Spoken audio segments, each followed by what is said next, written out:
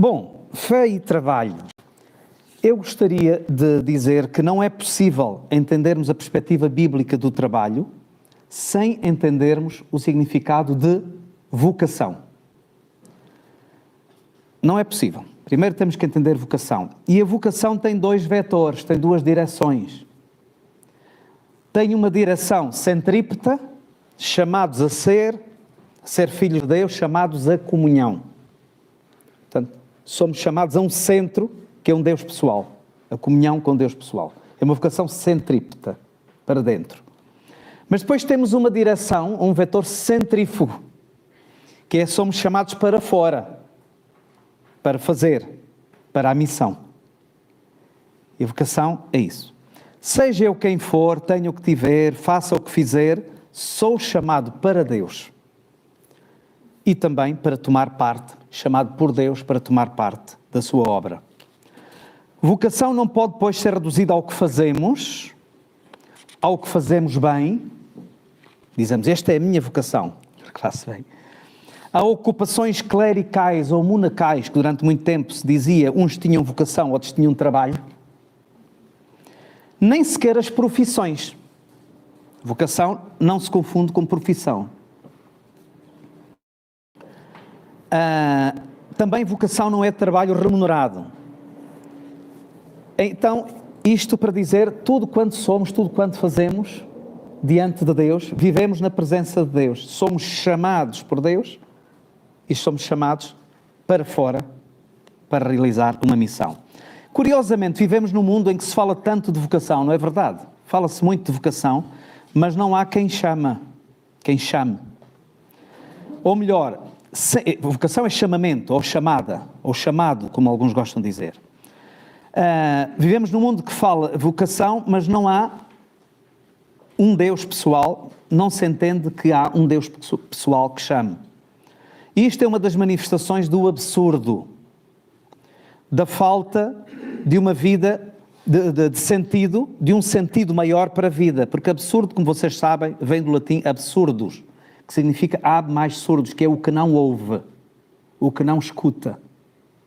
Então, se nós não temos um Deus pessoal que nos chama para si e que nos envia, a vida carece de muito sentido. E vivemos o absurdo, uma parte do absurdo, porque não ouvimos, porque não escutamos. Assim também, o trabalhar, é resposta a este chamamento duplo. Um para a comunhão com Deus e o outro para a missão. Então, o trabalho, os estudos, a ocupação, pode ser o voluntariado, deve poder ajudar-nos na nossa aproximação a Deus, movimento centrípeta. Será que isto me aproxima de Deus? Os meus estudos, o meu trabalho. E por outro lado, servir melhor a Deus e ao próximo. Será que este trabalho, estes estudos, com ele eu posso servir? Ou servir melhor a Deus e ao próximo? Daí que o grande mandamento, o tal que segundo Jesus Cristo resume toda a Bíblia, na versão do Antigo Testamento, em Deuteronômio 6, 4 a 9, começa com ouve Israel, Shema Israel. Sem ouvir o Deus de amor não há vocação, logo não há resposta ao chamamento, só temos absurdo, e porque fazemos de forma absurda, só há legalismo e religiosidade. Porque nós, pura e simplesmente, não respondemos a um Deus que nos fala e que nos chama para si e que nos envia. Então nós repetimos, nós fazemos as coisas. Então, legalismo e religiosidade. Sobre este tema, eu recomendo um livro, e recomendo vivamente o livro de Os Guinness, de Cole, a versão portuguesa da edição Dicaion, da editora Dicaion, que é A Chamada. Recomendo vivamente, está muito bem tratado o tema por Os Guinness. É um livro da edição Dicaion e que tem sido também divulgado no GBU. Bom, por outro lado, o primeiro título foi Vocação, o segundo subtítulo que eu dou é Trabalho, Vida Ativa, entre Maldição e Bênção. Bom, antes de mais, eu quero chamar a atenção. Mas, por exemplo, na nossa língua latina, e se começou a usar mais já no Renascimento, a palavra trabalho, mais do que labor, ou laborar, trabalho começou-se a usar mais, aí pelo século XV, mais ou menos, mas transporte tem uma origem latina, uma raiz latina de tripalium, que é um instrumento de tortura constituído por 3 paus, que se usava para o gado e também para o trabalho servil para os escravos.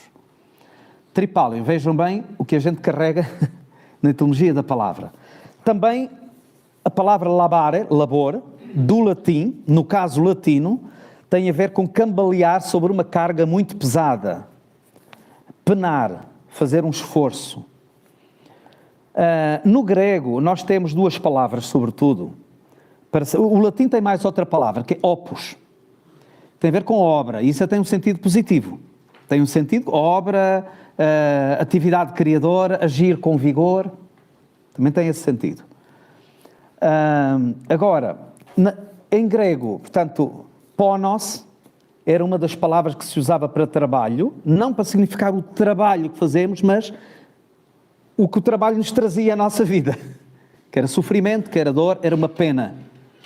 Estar em trabalhos era estar a penar, digamos assim. É mesmo a raiz de punição, de pena, de castigo.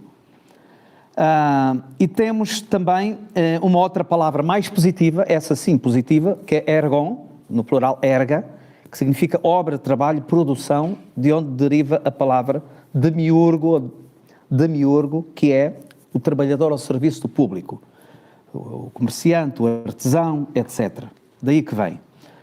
Bom, a verdade é que nós transportamos muito essa ideia do trabalho como um castigo, como um penar, como um sofrimento, ainda que nem sempre, no mundo antigo, nomeadamente na Grécia Antiga, nem sempre o trabalho foi visto assim. O trabalho começou a ser visto de forma muito negativa, sobretudo no século IV, por aí.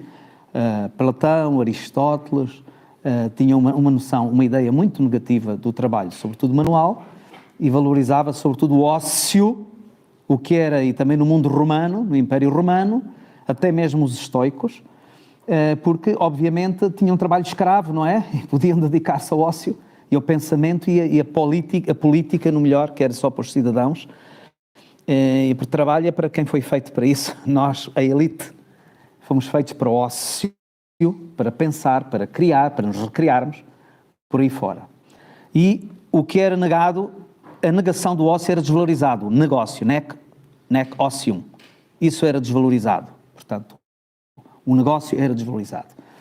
E isso é tão interessante, essa hipervalorização do ócio na antiguidade clássica, que nos dias de hoje nós não vemos isto assim. Pois não. O que é supervalorizado, a pessoa altamente empreendedora, grande homem ou mulher de negócios altamente realizado, e então a hipervalorização da vida ativa atualmente, e o ócio é que fica mal visto. Bom, é curioso, voltando à Grécia Antiga, uma curiosidade aqui, é que a Grécia clássica, no tempo clássico, e mesmo o tempo romano, o Império Romano, a palavra grega antiga para escola, skolé, significava descanso, vejam, descanso, lazer, repouso, tempo livre do trabalho servil, livre para o estudo. Passou para a língua latina como scolá, ou scolai, que é o lugar dos banhos, ocupação literária, aula, divertimento, recreio. O ensino da gramática dos latinos era designado ludus literários, que era a ideia de aprender ludicamente, de forma divertida. É pena que algo tão bonito que nos dá a ideia da escola e da aprendizagem como até um recreio, tivesse associada ao desprezo, por exemplo, dos trabalhos manuais, da agricultura, do artesanato, por aí fora, tivesse associado a isso. Mas não deixa de ser muito interessante o que nós temos aqui. Olhem, é curioso que o trabalho é hipervalorizado. Isso levou que já no século XIX, e não espanta, como vocês sabem, não espanta ser o século XIX, não é? Porque a Revolução Industrial, a indústria, por aí fora, o operariado, o sofrimento de tanta gente que trabalhava em condições péssimas, 12 a 14 horas por dia, crianças, mulheres, etc. É curioso que Paul Lafargue, em 1883, escreve O Direito à Preguiça, numa altura em que se falava do direito ao trabalho. Ele respondeu com o direito à preguiça. E ele diz assim, na realidade, diz ele assim, uma estranha loucura se apoderou das classes operárias. Essa loucura é o amor ao trabalho, levado até ao esgotamento das forças vitais do indivíduo. O texto é muito longo, é muito interessante, que é Paul Lafargue, O Direito à Preguiça, está acessível na net. É só colocarem O Direito à Preguiça ou O Elogio da Preguiça, noutras traduções, Paul Lafargue. A Maria Alice Vila Fabião, na revista Tempo Livre, escreveu no ano 2000, em setembro de 2000, Apologia da Preguiça.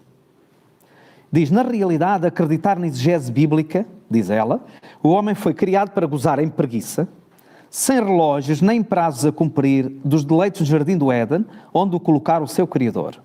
O trabalho, pelo contrário, foi a tortura, a pena perpétua, a que foi condenado pelo seu crime de desobediência ao Criador.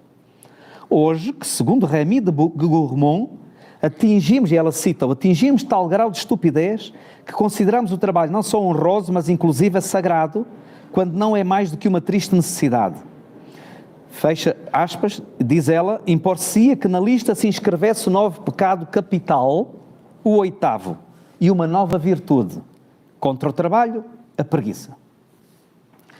E se vocês ouvirem a fábula de La Fontaine, A Cigarra e a Formiga, dita pelo João Vilaré, ou cantada pelo André Sardé, vão perceber a sátira que é feita contra a formiga maldosa, ingrata, porque não soube apreciar a música da cigarra. Interessante. Próximo subtema é Deus trabalhador. Nós vimos agora a vida ativa entre a maldição e a bênção, e vamos apresentar então um trabalho na Bíblia, que é Deus trabalhador, este é o subtítulo, criação, sustento e restauração. Vejam, é um tríptico, criação, sustento, restauração. Trabalho na criação. Como nós sabemos, no princípio criou Deus, Gênesis 1:1. Deus foi geólogo, zoólogo, botânico, jardineiro, lavrador, antropólogo, designer, etc., o que pudermos imaginar. O valor do trabalho, ainda o trabalho manual, mais se evidencia, curiosamente, na criação do ser humano, onde ele foi artesão, foi oleiro. Foi oleiro, Gênesis 2:7, como nós sabemos. Do barro, não é verdade? Do pó, barro, moldou e depois soprou a vida. Isto tem algumas consequências. Em primeiro lugar, trabalhar não é só produzir obras, é também dar valor no tempo, dar valor ao tempo. Vejam-se, os dias da criação. Dar valor ao tempo. É dar valor, não é dar preço. Nós hoje dizemos, tempo é dinheiro. Uma coisa é o preço, outra é a dignidade, como dizia o Kant, não é? Portanto, é a dignidade ou o valor do trabalho e o valor do tempo. Mas nós transformamos o que é valor em preço. Tempo é dinheiro. Então, para nós, tempo é dinheiro, trabalho é dinheiro, e isso é que conta para nós. Outro aspecto, depois podemos debater, por isso é que não vou falar muito sobre estas coisas. Temos aqui na perspectiva bíblica de sacralização do universo, de sacralização da terra e dos céus. A natureza é criação, não é Deus.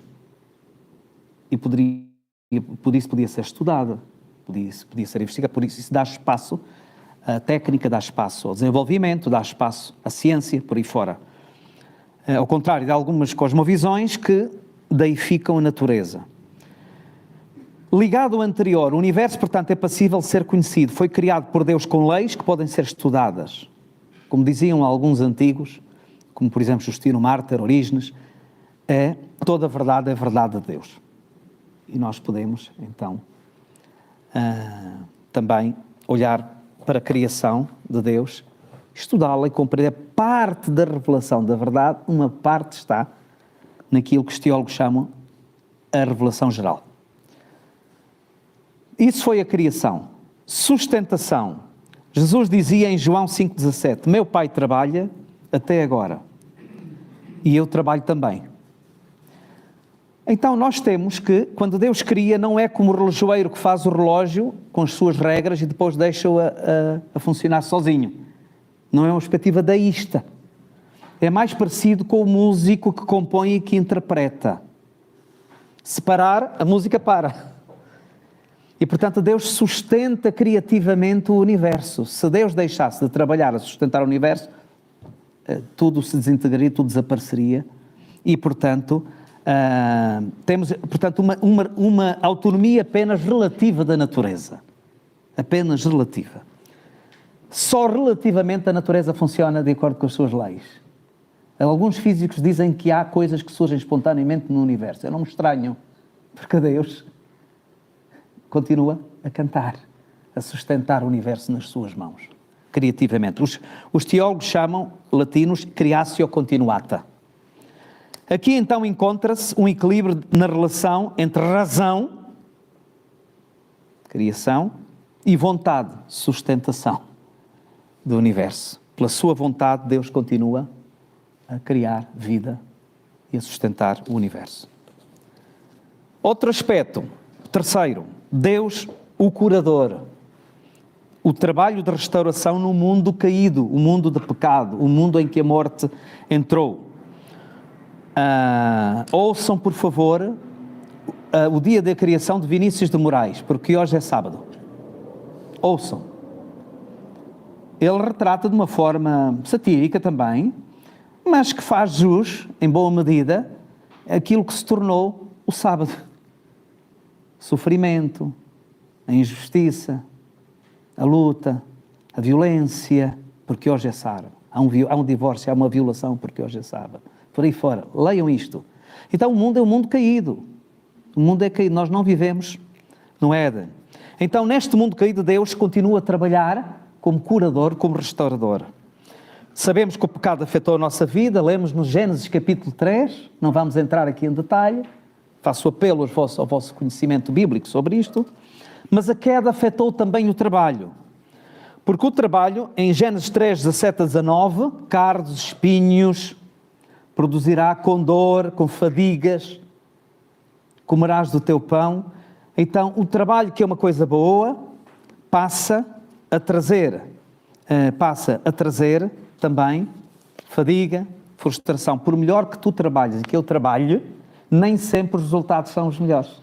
Isso não significa que trabalhamos mal, necessariamente. Podemos ter trabalhado mal. Podemos ter sido preguiçosos. Mas muitas vezes, por mais diligentes que nós sejamos, por mais excelentes que nós sejamos, nem sempre o resultado é o melhor.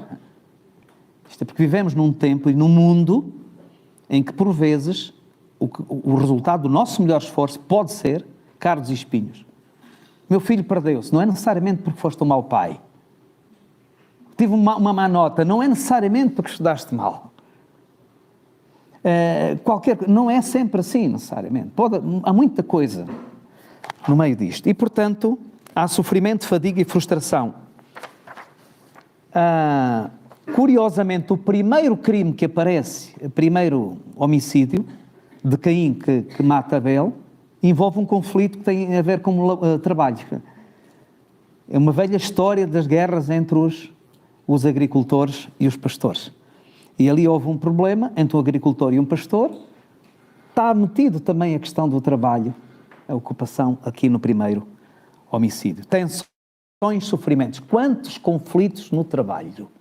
Às vezes estamos em trabalhos, às vezes em empregos, vamos pensar agora trabalho e emprego, empregos que não é o que nós queríamos, mas é o que nós necessitamos no momento, é o que podemos ter, com ambientes muitas vezes terríveis, insuportáveis muitas vezes. Quanta gente está a precisar de consultas psicológicas, etc., por causa de problemas do trabalho. E para muita gente o trabalho é tripalium, é ponos. Para muita gente. Então, é a realidade de muita gente. Há muito poucas pessoas que podem dizer eu estou onde eu quero e como quero e estou feliz no trabalho que faço. Bom, uma delas sou eu, posso dizer isso. Graças a Deus. Mas nem sempre foi assim. Ok. A perspectiva bíblica da restauração é que nos novos céus e na nova terra fica aqui um desafio, numa linguagem metafórica. Vejam bem, diz-se em Apocalipse 14, 13, ouvi uma voz do céu que me dizia: escreve, bem-aventurados os mortos que desde agora morrem no Senhor, sim, diz o Espírito, para que descansem dos seus trabalhos. A palavra grega é ponos. E as suas obras os sigam. Erga. Trabalho no sentido positivo, trabalho criativo. O que cessa é o trabalho de fadiga, o trabalho de sofrimento, o trabalho de frustração, cardos e espinhos. Nos novos céus, no novo céu e na nova terra. Portanto, Isaías 65, 21, 23. Vejam a linguagem metafórica para significar que o que vai cessar nos novos céus e nova terra não é necessariamente o trabalho, mas a frustração, a fadiga, a alienação. O trabalho será restaurado no seu propósito e dignidade. Então, Isaías, nós lemos 65, 21, 23. Ouçam bem. Porque eis que eu crio céus novos e nova terra, e não haverá mais lembrança das coisas passadas, nem mais se recordarão. Edificarão casas, as habitarão, plantarão vinhas, comerão do seu fruto. Não edificarão para que outros habitem, não plantarão para que outros comam. Então vejam, eu tenho razões para pensar que há uma certa continuidade em que nós somos agora, e o que temos agora, e o que fazemos agora, e os novos céus e nova terra. Tenho mais razões para pensar isso do que para pensar que tudo acabou e vamos só cantar aleluia, porque já é muito bom. Que já é muito bom. Mas existem bases bíblicas para me permitir imaginar e sonhar sem fazer disso uma doutrina dogmática, fechada, mas para pensar que é bíblico pensar que há uma descontinuidade, mas há uma continuidade. Trabalho criativo nos novos céus e nova terra. Pelo menos Gênesis, Apocalipse e Isaías mostram-me esse cenário. Então, é muito interessante. Ok, quanto tempo eu tenho? 20 minutos. Ok, vamos lá ver, talvez precise de 15, espero. Vejam, isto é o que Deus fez. Cria, sustenta, restaura, cura. Nós somos chamados a participar no trabalho da criação, sustentação, da restauração, da cura. Este é o trabalho de Deus e nós entramos no trabalho de Deus. Para isso precisamos de vocação, mais uma vez. Precisamos. E eu quero começar por aqui, por mais outra palavra de Jesus Cristo, e o título é Vendo o que Deus está a fazer. Veja-se, João 5, 17 a 20, diz assim: o meu Pai trabalha até agora, e eu trabalho também. Na verdade, vos digo que o Filho por si mesmo não pode fazer alguma coisa se não vir o Pai fazer. Porque tudo quanto ele, o Pai, faz, o Filho faz igualmente. Bom, duas lições, entre outras, podemos tirar, mas eu pelo menos quis tirar duas lições. Primeira, a relação entre ver, contemplar, escutar, orar, e o fazer, ministrar, servir, trabalhar. Ver o que Deus faz e depois tornar visível o que vemos, que é ministrar. Servir, trabalhar é tornar visível aquilo que nós vemos Deus fazer. Então, alguém dirá, diz Tiago 2,18, mostra-me a tua fé sem as tuas obras, eu te mostrarei a minha fé pelas minhas obras. Já viram? Tornar visível. E eu acho que isso é para levar a sério. Aqui as obras não é obras de justificação da nossa salvação. É simplesmente obras que mostram que há uma realidade nova na minha vida. Há um Deus que trabalha, um Deus que intervém. E também intervém na minha vida e através da minha vida. Ok.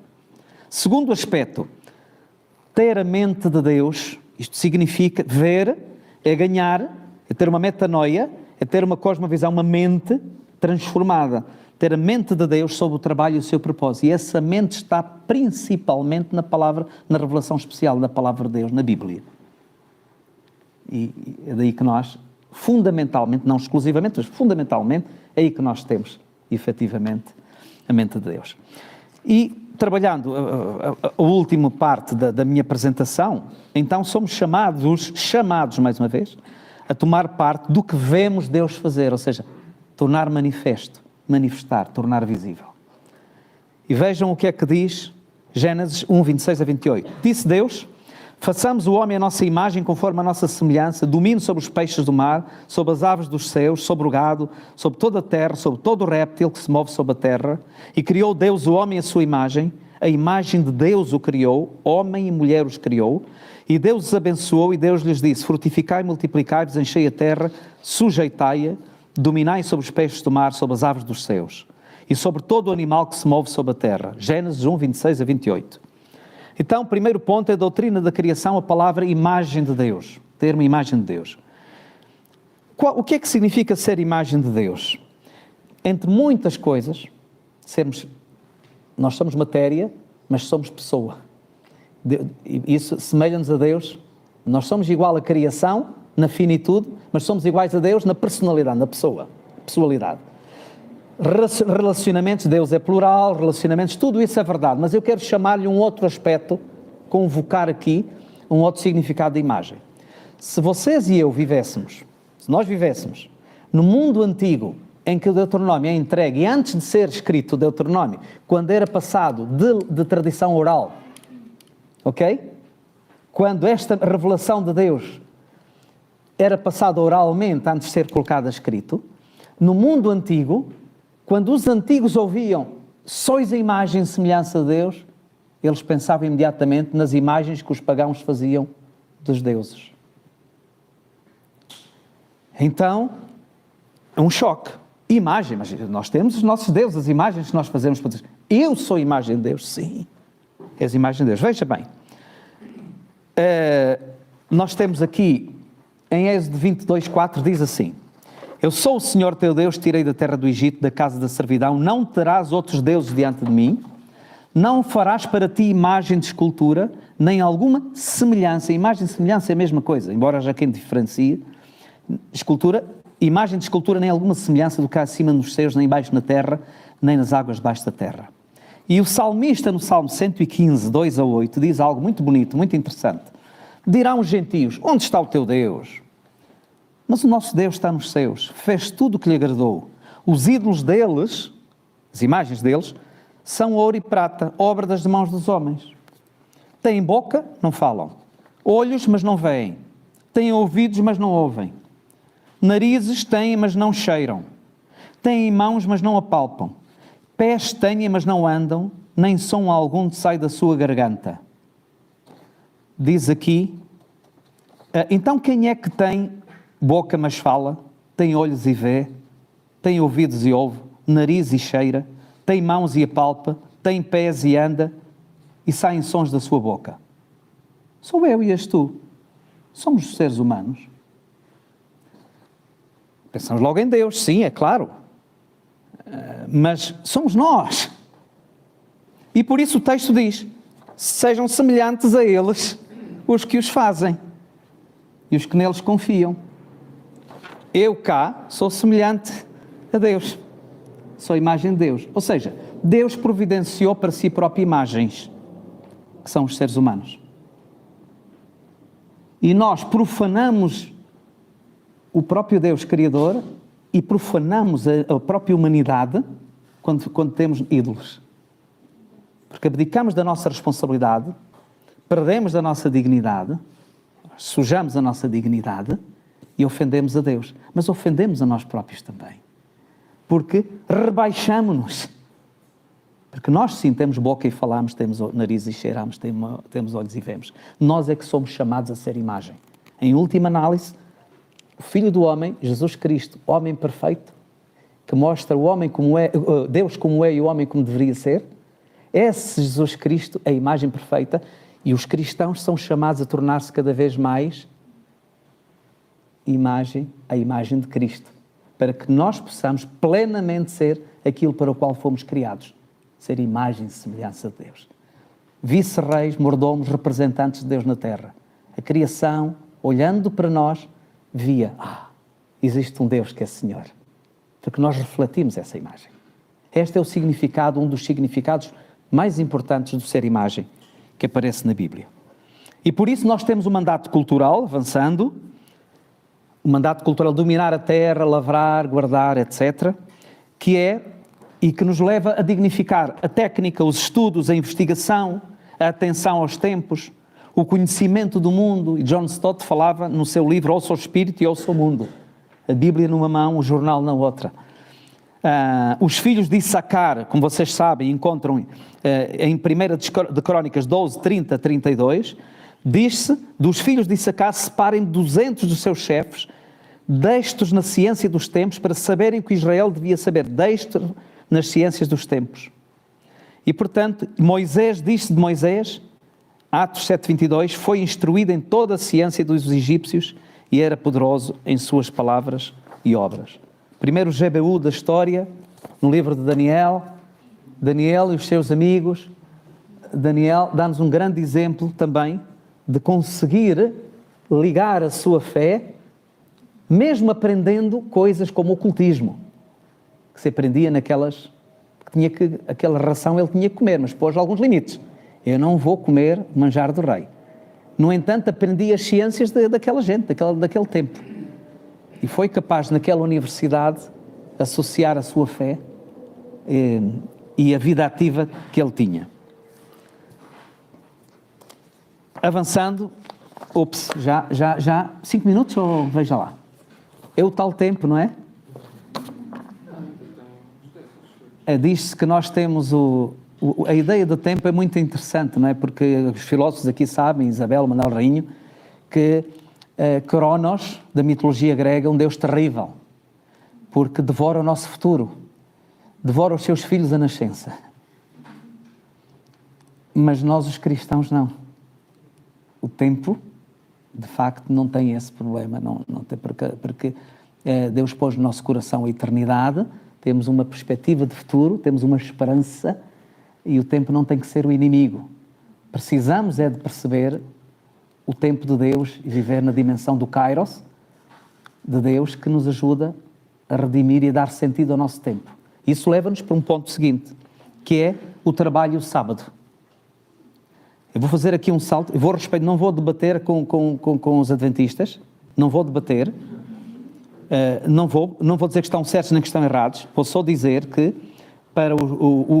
tirando os adventistas, os outros cristãos entendem que o sábado passou a ser o domingo, o mais importante não é o sábado em si, mas o significado do sábado.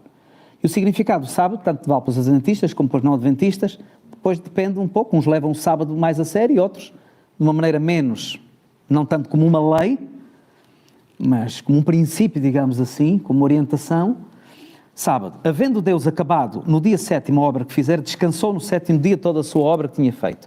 E abençoou Deus o dia de 7º e o santificou, porque nele descansou de toda a obra que Deus criara e fizera. Gênesis 2, 2 e 3. Depois diz, lembra-te dia de sábado, Êxodo 20, 8 a 11. Para o santificar. 6 dias trabalharás, farás toda a tua obra.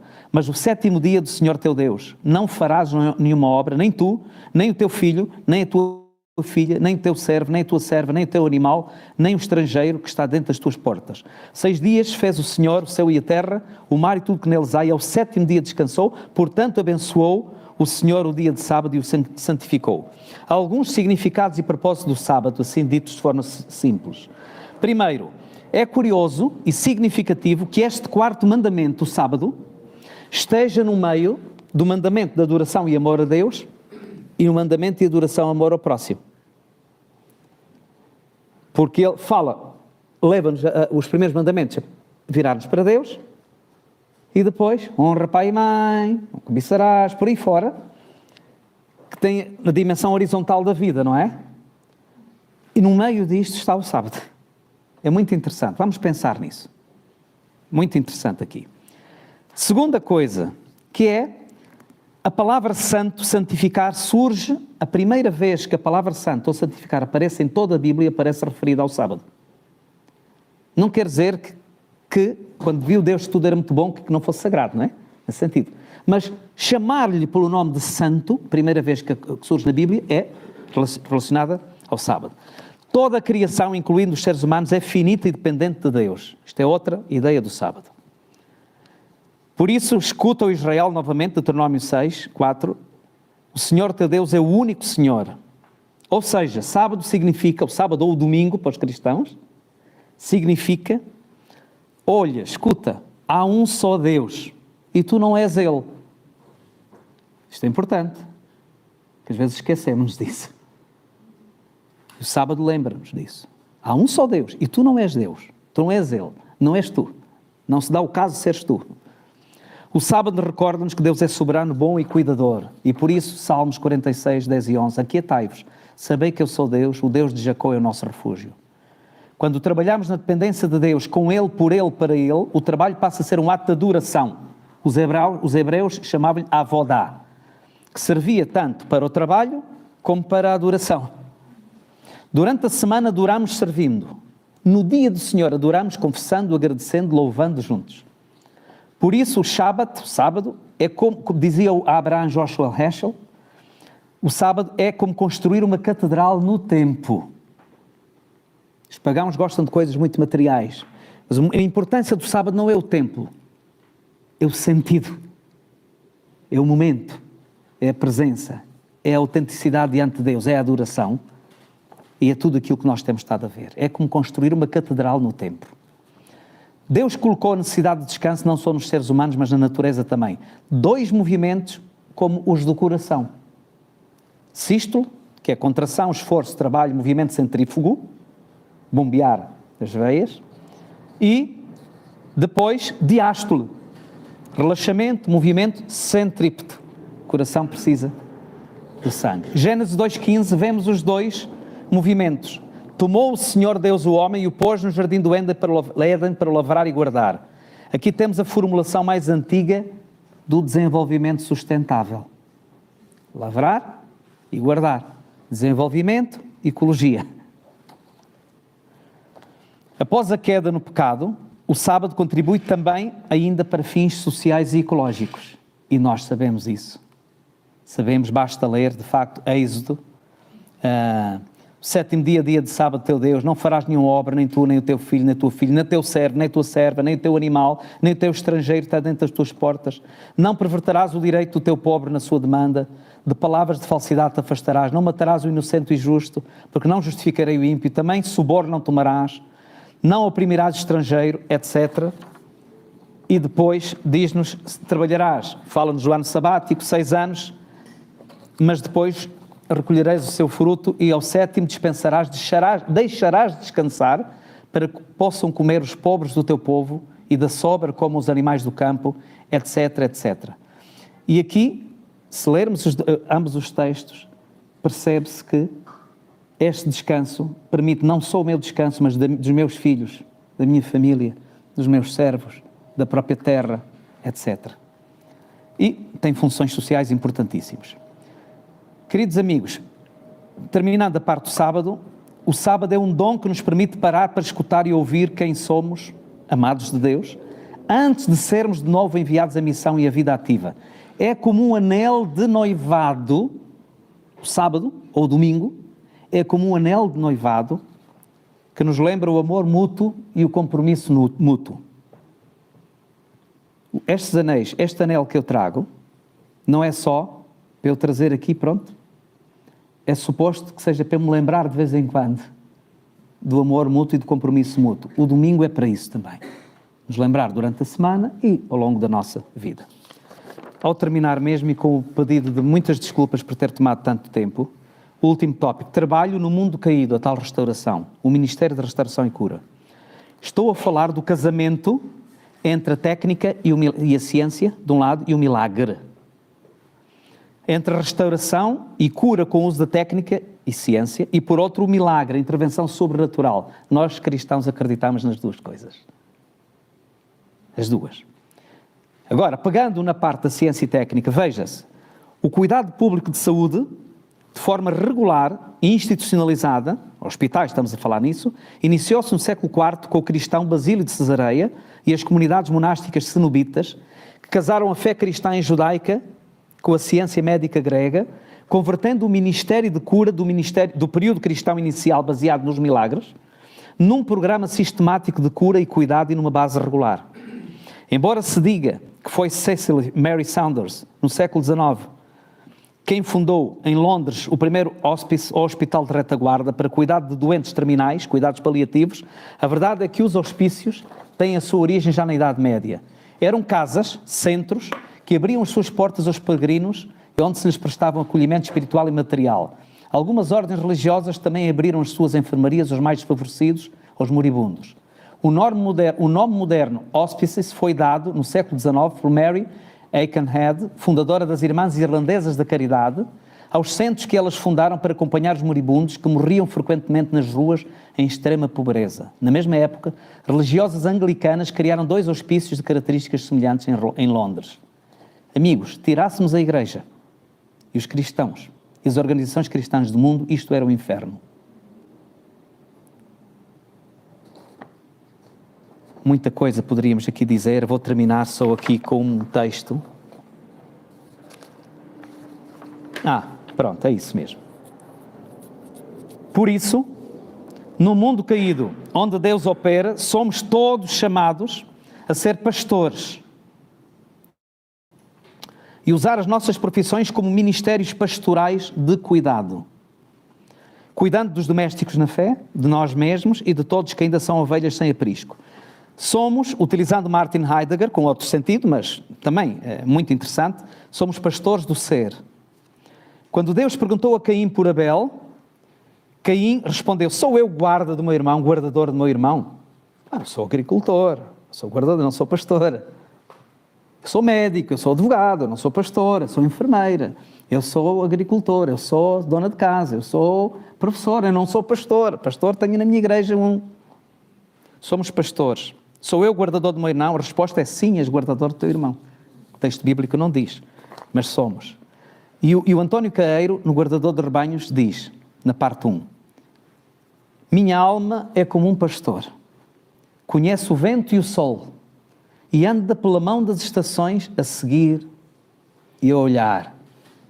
No meu condomínio, eu sou um pastor no meu condomínio. Na minha escola, eu sou um pastor. Como professor, sou um pastor. Como advogado, eu sou um pastor. Como aluno, como estudante, eu sou um pastor. E sou pastoreado, sou ovelha também. E pronto, e nós temos um mandato missionário também. Ide por todo o mundo, anunciar o Evangelho e fazer discípulos, ensinando-os a guardar todas as coisas. Uma das coisas que devemos ensinar a guardar é o mandato cultural, é o propósito do trabalho, o propósito dos estudos que nós temos.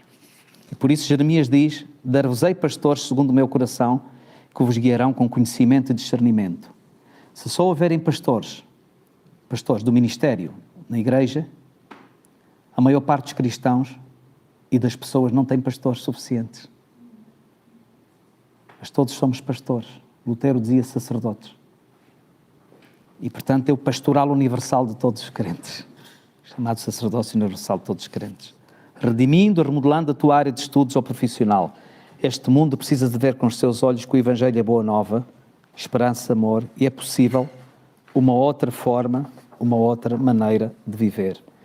Ao concluir uma frase, quando a nossa vida contribuímos para o bem-estar, estamos a realizar a obra de Deus. Quando empreendemos, quando criamos postos de trabalho dignos, quando inventamos novas formas de combater a dor e de curar, aliviar os doentes, quando criamos soluções para apoiar os mais idosos ou as crianças de lares sem estrutura, quando investimos em meios de apoio aos solitários e aos sem-abrigo, quando criamos escolas e lecionamos com afinco e generosidade, quando procuramos formas de melhorar as condições dos hospitais, quando procuramos formas de trazer mais dignidade aos que estão em prisões, quando construímos mecanismos económicos e financeiros que melhorem as vidas, sobretudo daquelas pessoas que vivem em países mais pobres, quando criamos modos de desenvolvimento que respeitem o ambiente e a biodiversidade, quando somos proprietários, homens ou mulheres, de negócios e não nos aproveitamos da lógica do mercado para enriquecer rápido e facilmente a custa do prejuízo e da tortura de muitos, em tudo isso estamos a participar do trabalho de Deus.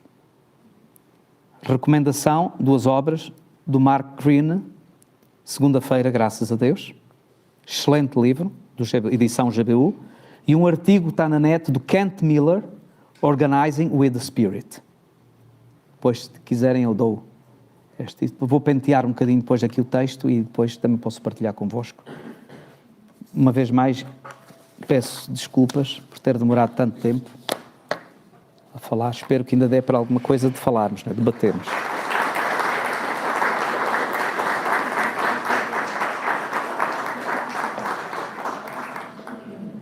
Pronto, agora como é habitual, temos um momento para perguntas e e respostas. Não sei se dissemos no início, mas podem ir ali ao slide com o código GB Lisboa, colocarem as vossas perguntas, se ainda não colocaram. Nós aqui também estamos a ver o chat para quem está no Zoom. Perguntas ou opiniões diferentes, ou crítica, não é? Qualquer coisa. Sim, geralmente são perguntas para que possamos dar a resposta. Se não houver nenhuma pergunta, se calhar posso lançar aquelas questões para reflexão. Há duas perguntas, Ah? Estão-me a dizer que há duas perguntas.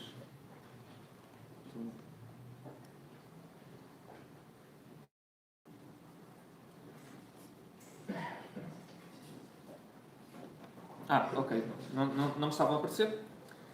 Portanto...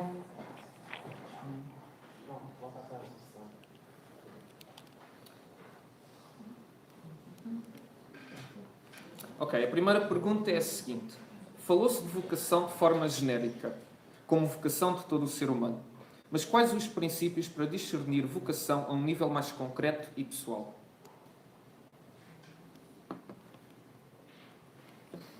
Bom, eu não sei, não é possível dar uma resposta, uma receita, uma regra, uma técnica para saber isso. Digamos que é preciso aprender a discernir, praticar o discernimento. Isso faz-se em comunidade, com aqueles que amam o Senhor, que te conhecem, que podem dizer, parece que sim, tentar discernir, temos que discernir. Então, é preciso, diria que os princípios é a palavra de Deus, é a comunidade, é a oração, mas é muito importante a comunidade. Não termos relações muito verticais entre nós e Deus. Deus disse-me a mim, no meu coração, isto. É uma prática de discernimento, é uma ginástica espiritual, é uma disciplina. Sim. Mas eu diria que em comunidade, o patinho feio descobriu a sua vocação quando encontrou os seus semelhantes. Então, é uma luta também, e por vezes há sofrimento. Mas o que me agrada a mim é em tempos de incerteza, quer comamos, quer bebamos ou façamos qualquer outra coisa, fazemos para a glória de Deus, e esta é a chamada que nós temos todos.